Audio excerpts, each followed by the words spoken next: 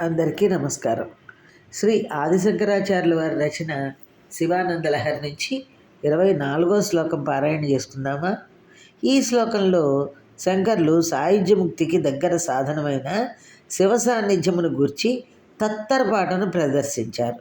కైలాసానికి చేరి శివునికి నమస్కరిస్తూ తన కాలాన్ని సుఖంగా గడపాలనే ఆకాంక్షను వెలిబుచ్చారు. ఎక్కువగా సంతోషాన్నిచ్చే కాలక్షేపాలతో దీర్ఘకాలము కొద్దిగా కనబడటం, ఇష్టం లేని పనులు చేయడంలో కొద్ది కాలము సైతము దీర్ఘకాలముగా కనబడటము మనందరికీ అనుభవ సిద్ధమే. నచ్చిన వినాదాలతో గడిపేటప్పుడు కాలం ఎంతైదో ఎవరికి గుర్తింపరు.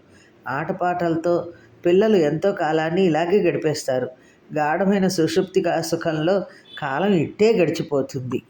అందుకని ఈ శ్లోకంలో శంకర్లు సాయుధ్యముక్తికి దగ్గర సాధనమైన శివ సాన్నిధ్యాన్ని గురించి ఈ 24వ శ్లోకంలో తత్తరపాటును ప్రదర్శించారు.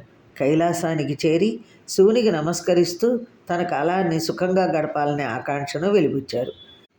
కదా వా కైలాసే కనకమణి సౌధే సహగణైః వసన్ శంభోరగ్రే స్ఫుటఘటిత మూర్ధాంజలిపుటః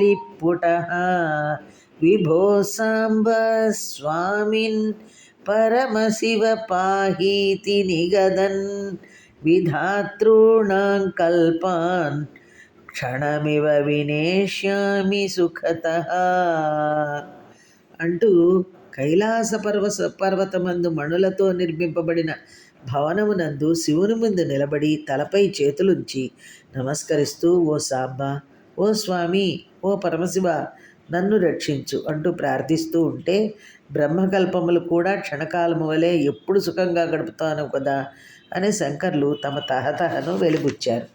అలాగే తనకు నచ్చే విధంగా కల వచ్చిన, తనకు ఇష్టమైన పనిలో పాల్గొన్న, ఊహాలోకాల్లో ఆనందలోకాల్లో విహరిస్తున్నా మనం మన మనస్సులోని కష్టాన్ని మర్చిపోతాము. అప్పుడు కాలం ఎంత అయిందో మనకే తెలియదు. ఇక్కడ శంకర్లు తాను కైలాసం వెళ్ళి శివుని సన్నిధిలో ప్రమథగణాలతో నిలిచి శివునికి నమస్కరిస్తూ ప్రభు రక్షించు, స్వామి కాపాడు అంటూ పెక్కు యుగాల కాలాన్ని నిమిషాల్లో గడపగలనని వారు ఊహాల్లో తేలిపోయారు. శంకర్లు ఇలా ఊహించారు. తాను కమనీయమైన కైలాసంలో ఉండాలి. అక్కడ బంగారంతో మణులతో నిర్మించిన మేడ ఉంటుంది. అక్కడ శివునితో ప్రమథగణాలు కూడా ఉంటారు. వారితో పాటు తాను కూడా నివసించాలి. అక్కడ తాను తన తలపై అంజలి బంధం చేర్చి శివునికి నమస్కరిస్తూ ఓ ప్రభు, సాంబ, స్వామి, సదాశివ నన్ను రక్షించు అంటూ ప్రార్థిస్తూ బ్రహ్మ యొక్క కల్పముల కాలాన్ని సైతం ఒక్క క్షణముల వలె గడిపేసే అదృష్టం తనకి ఎప్పుడు వస్తుందో కదా అని తహతహను చూపారు. ఇక్కడ శంకర్లు సాలోక్య సామీప్యముక్తులు కోరారు. శివలోకమైన కైలాసంలో ఉండటం సాలోక్యముక్తి, శివుని సన్నిధిలో ఉండటం సామీప్యముక్తి. సాధారణ మనుషుల సుఖం కంటే చక్రవర్తి సుఖం చాలా ఎక్కువని అందరూ అంగీకరిస్తారు. చక్రవర్తి సుఖం కంటే స్వర్గలోక సుఖం అత్యధికమైనదిగా వెల్లడింపబడింది. స్వర్గలోక సుఖం కంటే బ్రహ్మలోక సుఖం అధికమైనదిగా స్తుతింపబడినది. బ్రహ్మలోక సుఖం కంటే భగవంతుని సాన్నిధ్యమున ఉండటం వల్ల కలిగే ఆనందం ఊహాతీతమైనదిగా ప్రస్తుతింపబడింది. వేదము కూడా ఇలాగే చెప్పింది. అందుకే శంకర్లు పరమేశ్వర సాన్నిధ్యంలో ప్రమథగణంతో పాటు నిలిచి శంకరునికి నమస్కరించి రక్షణ కోరటం అనే సౌఖ్యం కోసం పరితిపించిపోయారు. కైలాసం అనగా ఆయన అలా ఉన్నాడట అనే అర్థంతో శివుణ్ణి కిలాసుడు అని అంటారు. అట్టి శివునికి సంబంధించిన లోకమే కైలాసము. అక్కడ శివుని ముందు నిలిచి తలపై దోసులు ఉగ్గి నమస్కరిస్తాను అని శంకర్లు చెప్పారంటే తన కాయిక వ్యవహారాన్ని శివపరం చేస్తానని భావం. అక్కడ విభూ, సాంబా, స్వామి నన్ను కాపాడు అని ప్రార్థిస్తానన్నారు శంకర్లు.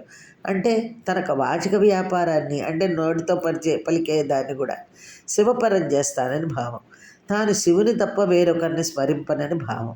శివుని దర్శించి ప్రార్థించాలన్న కోరిక శంకర్ల హృదయంలో పరవళ్ళు తొక్కుతోంది. అంటే ఆయన మానస వ్యాపారం శివాంకితమైంది అని అర్థం. ఈ విధంగా త్రికరణ శుద్ధిగా త్రినేత్రునకు తన్ను అర్పణ చేసుకొని పరమేశ్వరుని సన్నిధిలో ఆనందానుభూతిని పొందాలన్నదే శంకరుల ఆకాంక్ష అని మనం గమనించాలి. మనమందరం కూడా ఈ శ్లోకాన్ని పారాయణ చేసి శంకర్ల ఆకాంక్ష కాదు, మన ఆకాంక్ష కూడా అదేనని తెలుపుతూ ఆ శివుణ్ణి మనం ప్రార్థించుదాం. ధన్యవాదములు.